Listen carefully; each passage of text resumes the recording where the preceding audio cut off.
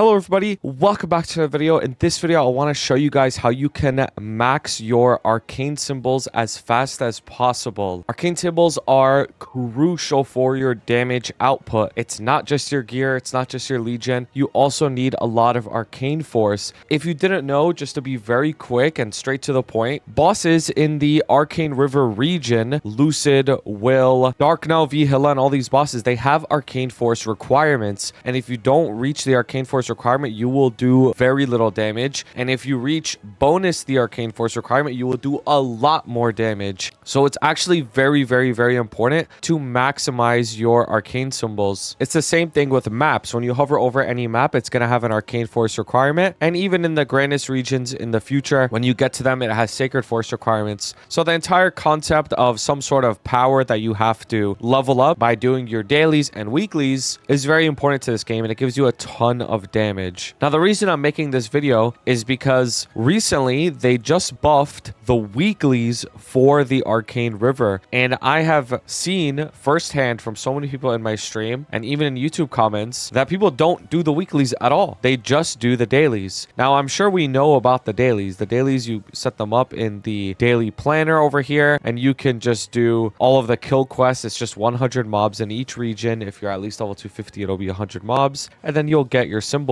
But they recently buffed the weeklies as well to give you 120 symbols every single week, which is a lot. It's a huge amount. It's the same as getting 600 arcane symbol selectors every single week if you just did your weeklies. Now, a lot of people don't do the weeklies because they find them annoying. So that's why I'm making this video, to tell you the best way to do the weeklies, and in turn, the best way to level up your arcane symbols and maximize it as fast as possible so you can get as strong as possible and progress further into the game. Now, there will be timestamps down below for every single one of them because not all of them are the same, obviously. And of course, if you enjoyed this video, definitely be sure to subscribe, maybe watch some other videos, come to the live stream. All of this supports me a ton, and I'm super grateful for you guys and for you guys to allow me to continue to do this all the time for you. And of course, pull up to the Discord if you have any questions, and you can join the community. All right, the first thing that we need to talk about is Erda Spectrum. We're just going to go in the order of the Arcane River. There are 6 regions that have weeklies that give you symbols: Vanishing Journey, Choo Choo, Latch, Arcana, Morass, and Esfera. And I'm going to tell you how I do these weeklies, and I'm going to show you how I do them as well. So you're going to have to talk to Nina over here and to the Erda Spectrum. So basically how this works is you're going to have 2 sides, one blue and one red, and you're going to have to kill the mobs. What I like doing is I kill these mobs until I'm at around like 90 Erda. You actually don't need this much, but I get this much just in case I need a little bit more. Every single time you kill a mob, you get +1 Erda. And every single time there's like a blue little thing that sticks out of the ground, you get +10 Erda. So make sure you walk over that. It's very important because you'll get your Erda faster. Like this thing over here. You see, the mob stepped over it and I wasn't able to get it. But if I killed the mob and stepped over it, then I would have been able to get it. So now that I'm at like 90, 100 Erda, you're going to press interact on this thing in the middle. It's going to get turned on. You want to aim for the purple ones. The purple ones are good because they give you +2 points, and you can put them on either side. So I usually like waiting until it's purple and then I put it in. A really good way of putting these in faster is you jump and push them in. So like I jump and press interact like this. That way you're not really like slowing down at all. There's going to be these like red bombs or whatever that spawn, and they're going to try to destroy your balls.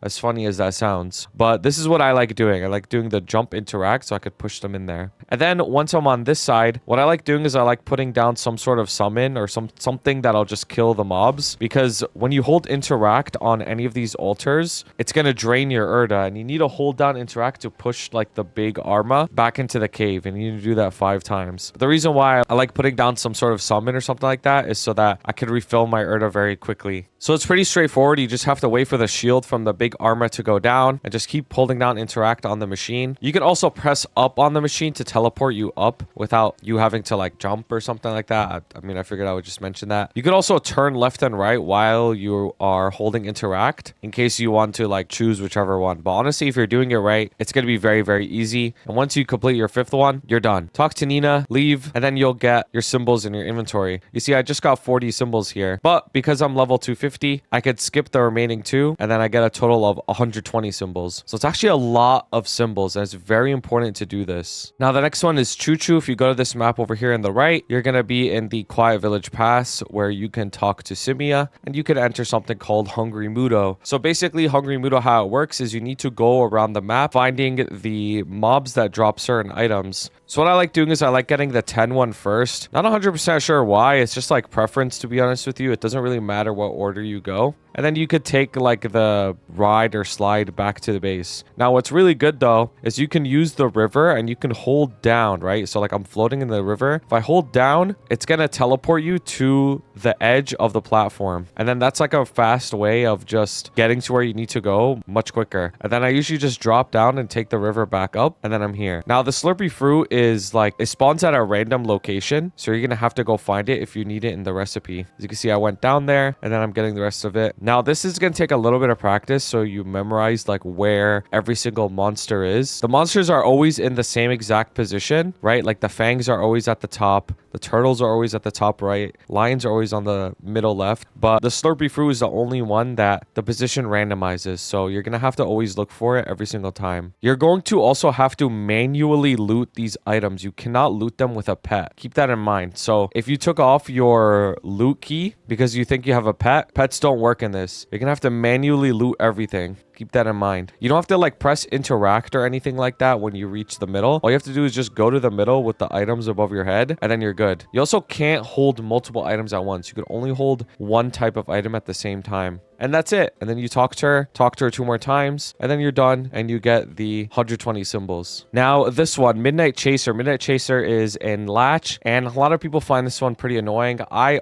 really find this one annoying, but there is a tool that was created to make this easier for you guys. So this user over here, Peanut Nubs, I'm going to have a link to the Reddit post and a link to the tool down below. Created this tool where you can drag around the structures inside of Midnight Chaser so you know where they are and you don't have to remember it. So if you want to pull this tool up every single week, it's going to be really useful. I know this website looks scary, like, oh my god, coding, so scary, but it's really nothing scary. It's just a website, and this will definitely help you clear it a lot faster so you don't forget where everything is while you're running around. This will make sense when I go inside the room and show you, but this tool is definitely very useful, so shout out. So you just talk to Mr. Flopsy, enter, and basically what you have to do is you have to clear the 9 rooms. Now, in the middle here, on the top middle, there's going to be a structure that you have to find, and every single room is going to have its own structure. Like the horn basically is in this room, and I'm going to take the portal and look for it. The couch is in this one, and you can see you're moving on the top left. So I'm trying to find the mirror. I need to find the mirror. If I kill anything in the other rooms, it's not going to allow me to continue. I have to find the mirror room. So here's the mirror room, right? Kill all the mobs first, and then you press interact on the mirror. Boom. But here's the thing though, right? Like we probably walked past the chest. So this is where the website comes in handy, is you can use the website and run around the room really quickly until you find every single structure, and then you place them where they need to be on the website, and it'll help you find everything. Now I'm not doing that, so I'm spending way more time, right? Like I've already been into each room once. Yeah, I still don't remember where everything is. I'm just wasting time. And that's why the tool is really, really important. Because, you know, I walked past this room already. If I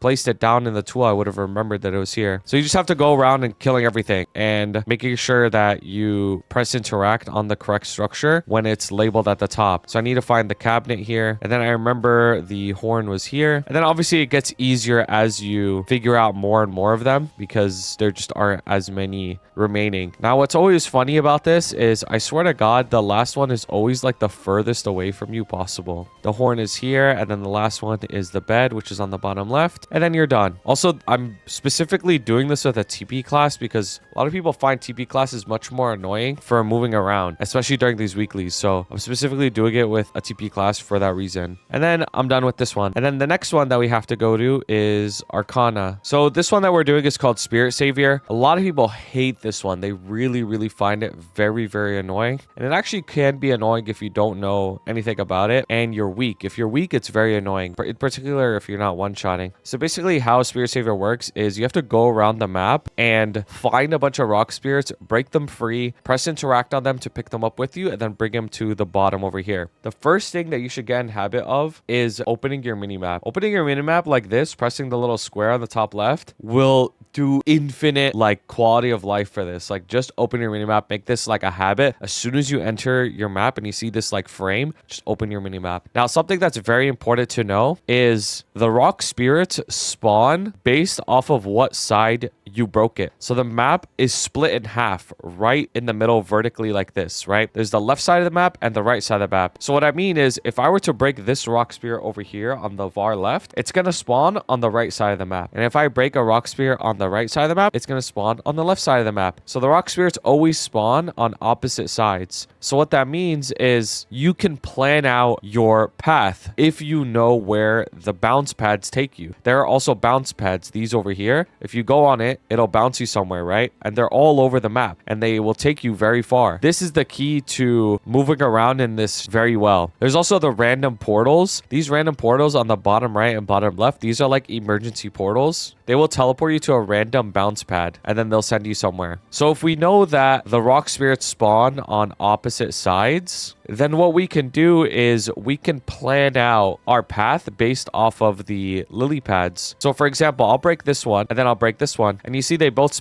spawn on the right. So this means I could take this lily pad that takes me to the right very quickly and get them while running away from the toxic spirit. This toxic spirit that chases you, you can see it on the map here. If it touches you, you lose all of your rock spirits and you have up to 5 rock spirits max. What I like doing is I like getting flown to the center here and then just down jumping. It's a very easy way of delivering the rock spirits. Now, keep in mind, whenever you get flown to the middle here from the far left and far right lily pad, you might get flown here, right? Like above this branch. So you're going to have to down jump multiple times. Another thing you have to be careful of is if you're on the edge of this platform and the edge of this platform, if you down jump, right, you're going to down jump into the lily pad, which will ruin a lot for you. It's going to be very bad. So what I like doing is I don't want to down jump from the middle because down jumping from the middle, this crevice down here makes it so that it's too far down for you to actually down jump. So you have to be slightly on the sides. You have to be like basically where these branches are sticking out. You have to either down jump from here or down jump from here. And then you'll be able to down jump into the pit where you can deliver the rock spirits. So I'm going to show you guys that again one more time so you know exactly how it works. So this is like my surefire way of delivering the rock spirits is you go on either side, right? You go on this lily pad and then you just walk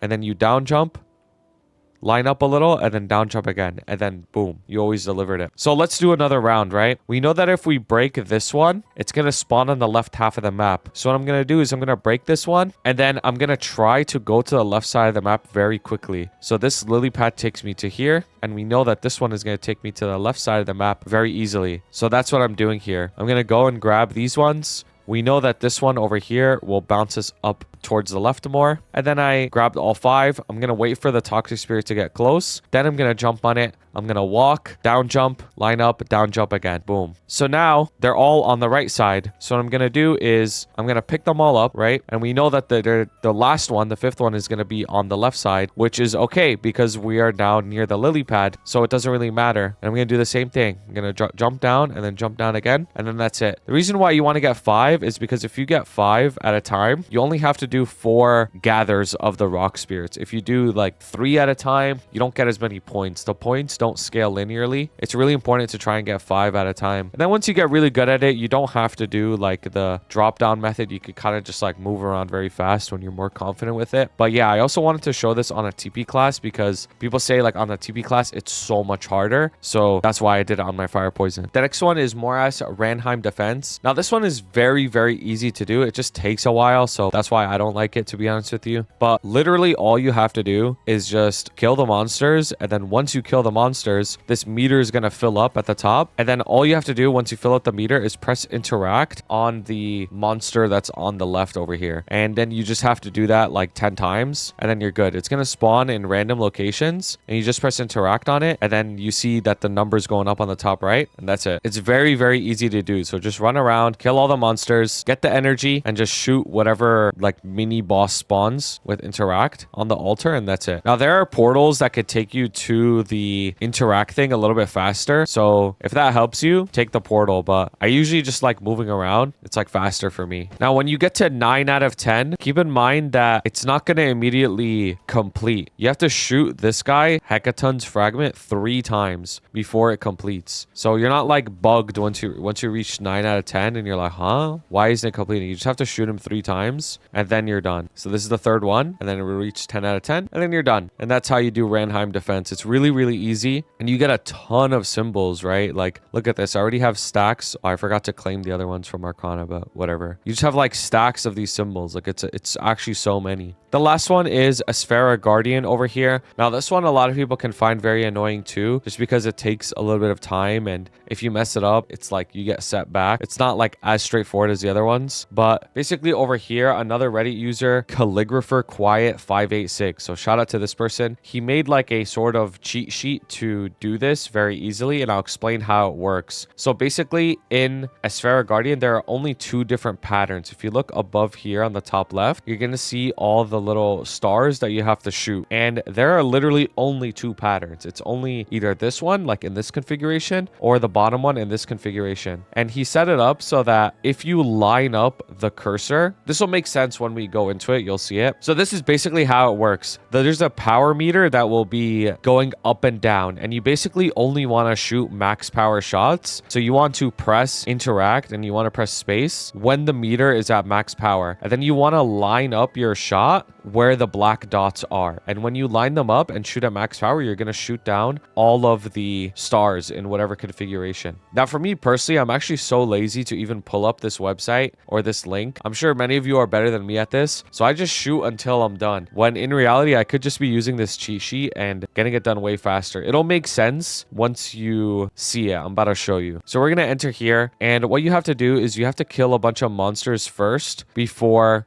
you're able to shoot anything. So when you kill the mobs, you're going to see this meter at the bottom increasing. And when this meter reaches max, you should go and start shooting the stars. Now it does take, you know, a bunch of waves to clear everything. So that's why it could be like a little bit annoying. And whenever you use the machine to shoot the stars over here on the right, it uses some of the gauge. So that's why it's important to actually like hit all of your shots, or else you're going to have to go back and collect more energy. So you can see here, I'm almost maxed out, probably just like one more wave, right? And now I'm maxed out. So you have to press interact on this thing. And then if I were to use the cheat sheet, right, I would know exactly where to line up my shot. You just hold this up and down, right? So I'm going to use the cheat sheet. I'm going to have it on the side here. And you can see that the power is like, you know, it's going up and down. And all you have to do is press space when it's maxed out. And then boom. And then the next one, he says it's like about here. So I'm going to shoot it, maxed out. Boom. And then there's going to be 2 over here. That's 1. That's 2. That was a close one, honestly. That was very scary. And then the next one should be here. That's 1. That's 2. Oh, it didn't work. I guess that one was like, I was probably like a little slightly off or something like that. And then there should be 2 here. But you can see I missed a shot. So I'm probably going to actually have to go back and get a little bit more energy because I missed 2 shots. Maybe I'm just an idiot. I don't know how to use the cheat sheet or something. But yeah, so I missed my shots. So now I have to go back and get more. Now I'm actually going to show you something else that could make things a little bit easier. Let's say you only have 1 shot left and you really don't want to miss it, so you don't have to keep coming back here, right? It's going to require you to fill up the gauge quite a bit. I'd say like halfway. And then once you're good, go back here, press the S skill. Now you see the S skill over here is going to use up way more gauge though. But the S skill, what it allows you to do, if you hold shift and left, is it lines up your shot perfectly. So you can line up your shot and the thing will go in a perfectly straight line, and it makes it pretty much impossible to miss. So I'm going to shoot, boom. And now I don't have another S shot, so I'm just going to try and like shoot this if possible. Boom. And now I'm done. So if you're not an idiot like me, you could just use the cheat sheet and one tap the whole thing from the beginning. But if you have maybe like 1 left, I think the S is pretty useful. And that's how you do it. That's how you get all of your arcane symbols from the weeklies. You can put the weeklies here in the weekly planner so you don't forget to do them. And they're very, very, very important to do. Like you can max out your symbols so much faster this way. I'm actually going to show you how fast it is to max your symbols if you only do dailies versus if you do the weeklies as well. All right, so I have this website here and it's going to show you how many days it takes to max out your symbols. If you get your symbol level 1, it's going to take 134 days to max it out. So a little more than 4 months of dailies. 4 months of doing these dailies, just the daily kill quests, right? But if you put in the weeklies as well, the 120 that you get every single week, all of a sudden it's only 74 days. So you're going to be saving about 2 months of time, 2 months of doing your dailies to max it out if you do the weeklies, which I think take is huge. I think everybody should be doing these weeklies. They're nowhere near as hard as you might think they are. And it'll make it so that your symbols will only take 74 days to max from start. Now, a lot of people are Hyperburn max, right? So they'll start at level 10 and it'll make it so that it only takes 2 months for your symbols to max if you do the dailies and weeklies. 2 months. That's way faster than it used to be. Let me know in a comment down below if you remember when these symbols used to take over a year of dailies to max. I remember those days. It took over a year of just dailies to max them out. Anyways, I appreciate you guys so much for watching. If you enjoyed this video, definitely be sure to subscribe. Check out some of the other videos. Come to the live stream. All this helps me out so much. I appreciate you guys a lot and have a wonderful day. Shout out to my members: Blazefire, Shooms, Shagad, Ravi Espa, Koga, Skittles, Dante Victory, CK, Jay, Kyle, Vampiric X, Fresh and Juicy, Assassin, Henzo, Henrique, and Kelvin. I appreciate you guys so much. And thank you everybody who submitted fan art. You can always submit it in the Discord and it'll be put at the end of every video. Thank you for watching. Have a wonderful day.